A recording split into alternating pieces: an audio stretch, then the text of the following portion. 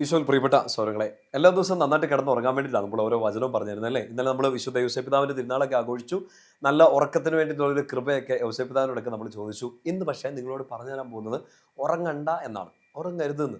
ആ എല്ലാ ദിവസവും കഴിഞ്ഞ 2-3 മാസമായിട്ട് നമ്മൾ ഉറങ്ങാനുള്ള വചനങ്ങളൊക്കെ പഠിച്ച്, എന്ന് വെച്ചാൽ ശാന്തമായിട്ട് ഈശോയിൽ ആശ്രയിക്കാനുള്ള വചനങ്ങളൊക്കെ പ്രാർത്ഥിച്ചുകൊണ്ടാണ് കിടന്നുറങ്ങിയത്. പക്ഷേ ഇന്ന് രാത്രി പ്രത്യേകിച്ച് ഒരു വചനം നിങ്ങളോടൊന്ന് ഷെയർ ചെയ്യുന്നത് നിങ്ങൾ ഉറങ്ങരുത് എന്നുള്ളതാണ്. അതെന്തൊരു വചനമാണെന്നൊക്കെ ചിന്തിച്ചാൽ, പഴയ നിയമത്തിൽ സുഭാഷിതങ്ങളുടെ പുസ്തകം എടുക്കണം. 6-ാമത്തെ അധ്യായം. ഒത്തിരി ഉപദേശങ്ങളുള്ള ഒരു സുന്ദരമായ പുസ്തകമാണ് സുഭാഷിതങ്ങൾ അല്ലേ. അത് വായിച്ചാൽ തന്നെ നമുക്ക് നല്ല നല്ല നല്ല മിടുക്കലായിട്ടൊക്കെ ജീവിക്കാൻ പറ്റും. ഒത്തിരി കാര്യങ്ങൾ നമുക്ക് പഠിക്കാനുണ്ട്. അതിനകത്ത് വളരെ പ്രധാനപ്പെട്ടത് ഉറങ്ങരുതെന്ന് പറയുന്ന ഒരു സന്ദർഭമുണ്ട്. അതൊന്നും എടുത്ത് വായിക്കണം കേട്ടോ. 6-ാമത്തെ അധ്യായത്തിൽ അതിൻ്റെ 6-ാമത്തെ അധ്യായത്തിൽ 4 മുതലുള്ള വാക്യങ്ങളാണ്. സുഭാഷിതങ്ങൾ 6:4 മുതൽ. 1-2 വചനങ്ങൾ ഇങ്ങനെ ശ്രദ്ധിക്കണം. 4-ാമത്തെ വാക്യം ഇങ്ങനെയാണ്: നിന്റെ മിഴികൾക്ക് ഉറക്കമോ കൺപോളകൾക്ക് മയക്കമോ അനുവദിക്കരുത്, ഉറങ്ങരുതെന്ന്. എൻ്റെ പ്രിയപ്പെട്ട സ്വരങ്ങളെ, നമ്മൾ എന്തോരം കഷ്ടപ്പെട്ടാ ഉറങ്ങാൻ നോക്കണേ. കർത്താവിൻ്റെ വചനം പറയാണ് കണ്ണടച്ച് പോയേക്കല്ലെന്ന് പറയാം. എന്നാന്നറിയോ? പക്ഷെ നിങ്ങൾ പിന്നീട് ഇത് വായിച്ചിട്ടുണ്ടാകും. മുമ്പോട്ടുള്ള വായന ശ്രദ്ധിക്കണം. വേട്ടക്കാരനിൽ നിന്ന് മാനിനെ പോലെയും പക്ഷിയെപ്പോലെയും രക്ഷപ്പെട്ടുകൊള്ളുക. 6-ാമത്തെ വാക്യം: മടിയനായ മനുഷ്യ ഉറുമ്പിൻ്റെ പ്രവൃത്തി കണ്ട് വിവേകിയാവുക. മേലാളനോ കാര്യസ്ഥനോ രാജാവോ ഇല്ലാതെ അത് വേനൽക്കാലത്ത് കലവറ ഒരുക്കി കൊയ്ത്തുകാലത്ത് ഭക്ഷണം ശേഖരിച്ച് വെക്കുന്നു. നിങ്ങൾക്ക് ഇത് വായിക്കുമ്പോൾ തന്നെ പിടികിട്ടും. ഉറങ്ങരുതെന്ന് പറയുന്നത് രാത്രി കിടന്ന് ഉറങ്ങലെന്നല്ല, സ്ലീപ്പ് കുറയ്ക്കണം എന്നല്ല പറയണത്. പക്ഷേ മടി പിടിച്ചുകൊണ്ടുള്ള ചില ഉറക്കം ഉണ്ടല്ലോ. ചിലപ്പോൾ ഒരു പണി എടുക്കാണ്ട് നമ്മളിങ്ങനെ കടന്ന് ഉറങ്ങുന്ന മനുഷ്യരില്ലേ, നിങ്ങൾ അതിനകത്തില്ല എന്ന് ഞാൻ വിശ്വസിക്കുന്നു. എൻ്റെ പ്രിയപ്പെട്ട സ്വരങ്ങളെ, മഹാ ഉഴപ്പന്മാരും ഉഴപ്പത്തികളും ചിലപ്പോൾ നമ്മുടെ ഇടയിൽ ഉണ്ടാവും. ഉറക്കം കിട്ടാൻ വേണ്ടി അവർക്കൊരു വചനമൊന്നും വേണ്ട, ഒരു കാരണവും വേണ്ട, ചുമ്മാ കിടന്നുറങ്ങും പണിയൊന്നും എടുക്കാതെ. പ്രിയപ്പെട്ട സ്വരങ്ങളെ, വചനം പറയാണ് അങ്ങനെ ചെയ്യരുത്. നിന്റെ കൺപോളകൾക്ക് ഉറക്കം കൊടുക്കരുത്, എന്ന് വെച്ചാൽ മടി പിടിച്ചിരിക്കരുതെന്ന് ആരെ നോക്കി പഠിക്കാൻ വേണ്ടി പറയുകയാണ്? ഏറ്റവും നല്ല റോൾ മോഡലായിട്ട് ബൈബിളിൽ അവതരിപ്പിക്കുകയാണ്, നീ ഉറുമ്പിനെ നോക്കി പഠിക്കാൻ വേണ്ടിയിട്ട്. എൻ്റെ പ്രിയപ്പെട്ട സ്വരങ്ങളെ, ചിലപ്പോൾ പള്ളിയിലൊക്കെ പോയി കുർബാനയൊക്കെ ഇരിക്കുമ്പോഴത്തേനും നമ്മളിങ്ങനെ ശ്രദ്ധ തെറ്റിയിട്ട് ആ വഴിയിലെ കൂടെ പോകുന്ന ഉറുമ്പിനെയൊക്കെ നോക്കൂലേ. അങ്ങനെ ഉറുമ്പിനെ നോക്കാനല്ല പറയുന്നത്, ഉറുമ്പിനെ നോക്കി പഠിക്കണം എന്ന്. വചനം എന്നാ പറയുന്നതെന്ന് അറിയോ? മടിയനായ മനുഷ്യ എറുമ്പിന്റെ പ്രവൃത്തി കണ്ട് വിവേകിയാവുക.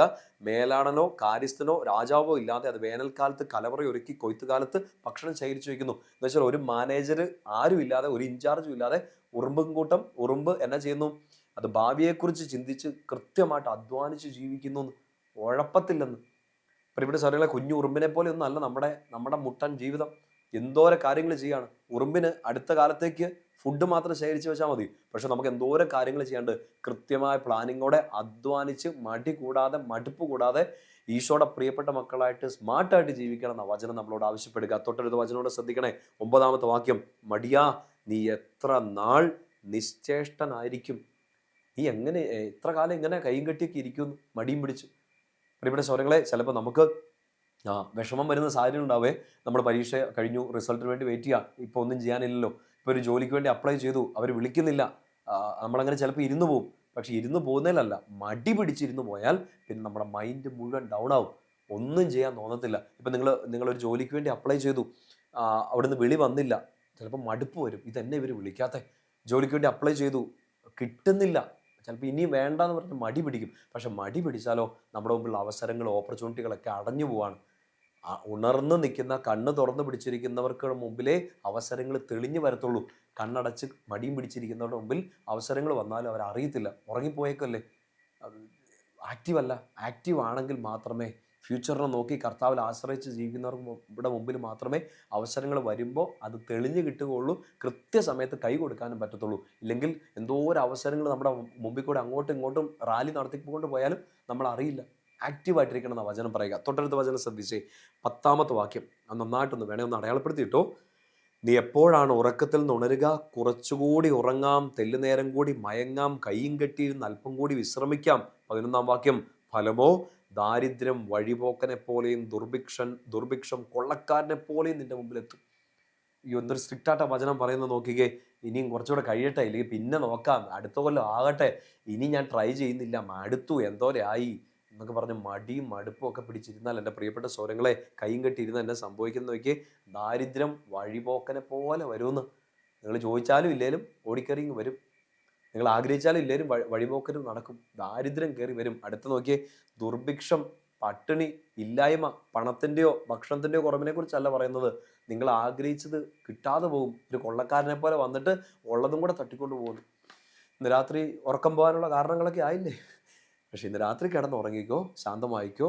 ഇത് കൂടുതൽ അധ്വാനിക്കാൻ, നാളെ പകലിൽ കൂടുതൽ അധ്വാനിക്കാൻ, കുറച്ചുകൂടെയൊക്കെ ആക്റ്റീവ് ആവാനുള്ള ഒരു ഇൻസ്പിറേഷനായിട്ട് ഈ വചനം നിങ്ങൾക്ക് മാറട്ടെ എന്ന് പ്രാർത്ഥിക്കുകയാണ്.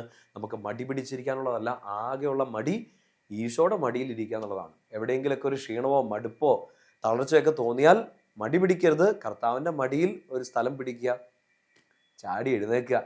ഇന്ന് രാത്രി സമാധാനമായിട്ട് കടന്നുറങ്ങുക, കർത്താവിൻ്റെ മടിയിൽ ഒരു കുഞ്ഞിനെ പോലെ ശാന്തമായിട്ട് കടന്നുറങ്ങുക. നാളെ ചാടി എഴുന്നേൽക്കുക, മടി കൂടാതെ അധ്വാനിക്കുക, പഠിക്കുക, ശുശ്രൂഷ ചെയ്യുക, ഏൽപ്പിച്ച കാര്യങ്ങളെല്ലാം ഏറ്റവും മനോഹരമായിട്ട് ചെയ്യുക. കൃപ അളവില്ലാതെ അധികമായിട്ട് കർത്താവ് നിങ്ങൾക്ക് തരട്ടെ. നമ്മുടെ കർത്താവ് ഈശോ മിശിഹായുടെ കൃപയും പിതാവായ ദൈവത്തിൻ്റെ സ്നേഹവും പരിശുദ്ധാത്മാവിൻ്റെ സഹവാസവും കൂടി ഉണ്ടായിരിക്കട്ടെ, ഇപ്പോഴും എപ്പോഴും എന്നേക്കും. ആമേൻ. ഈശോ മിശിഹായ്ക്ക് സ്തുതിയായിരിക്കട്ടെ.